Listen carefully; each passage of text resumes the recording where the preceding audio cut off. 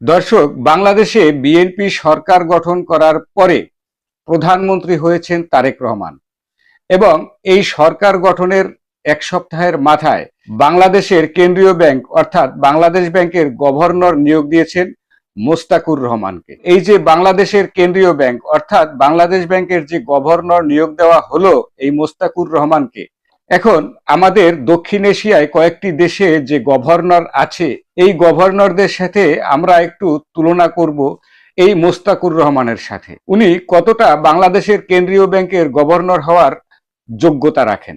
প্রথমেই আসি ভারত। ভারতের কেন্দ্রীয় ব্যাংকের গভর্নর যার নাম হচ্ছে ডক্টর সঞ্জয় মালহোত্রা, সাবেক IAS এবং অর্থ ও রাজস্ব সচিব। যুক্তরাষ্ট্রের প্রিন্সিপাল ইউনিভার্সিটি থেকে পাবলিক পলিসি থেকে মাস্টার্স এবং কম্পিউটার সায়েন্সে PhD ডিগ্রি লাভ করেন। এবারে আসি শ্রীলঙ্কা। শ্রীলঙ্কার গভর্নর হচ্ছেন ডক্টর নন্দলাল বীরসিংহ। অস্ট্রেলিয়ার ন্যাশনাল ইউনিভার্সিটি থেকে অর্থনীতিতে মাস্টার্স এবং PhD ডিগ্রি লাভ করেন। IMF এর প্রধান সাবেক অর্থনীতিবিদ ও সাবেক সিনিয়র ডেপুটি গভর্নর। এরপরে আসি নেপাল। নেপালের গভর্নর হচ্ছেন doctor Biswanath Paudel, national planning কমিশনের সাবেক ভাইস চেয়ারম্যান, অর্থ মন্ত্রণালয়ের সাবেক উপদেষ্টা, ক্যালিফোর্নিয়া ইউনিভার্সিটি থেকে PhD ডিগ্রি লাভ করেন। এরপরে আসি ভুটান। ভুটানের গভর্নর একমাত্র প্রথম নারী গভর্নর, নাম হচ্ছে দাসো ইয়ংচেন। উনি সাবেক ডেপুটি গভর্নর ছিলেন। অস্ট্রেলিয়ার ন্যাশনাল ইউনিভার্সিটি থেকে পাবলিক পলিসিতে মাস্টার্স। এবারে আসি মালদ্বীপ।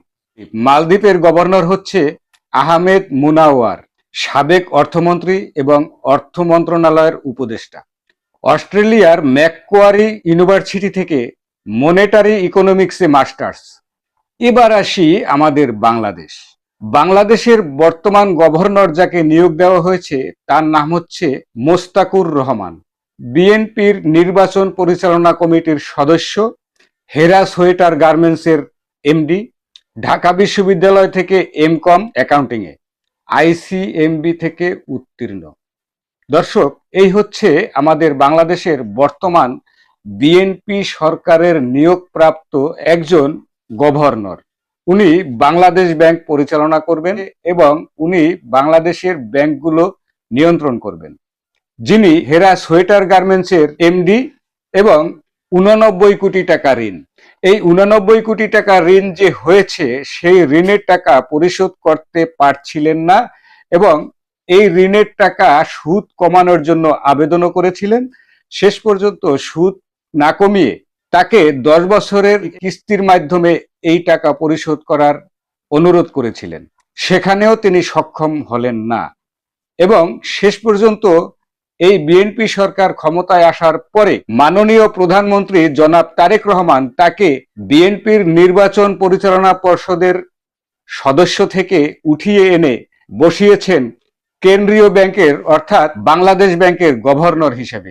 দেখা যাক এখন এই গভর্নর বাংলাদেশ ব্যাংককে কতটুকু সুশৃঙ্খলভাবে পরিচালনা করতে পারে, সেটাই এখন দেখার বিষয়। আজ এ পর্যন্তই, ধন্যবাদ।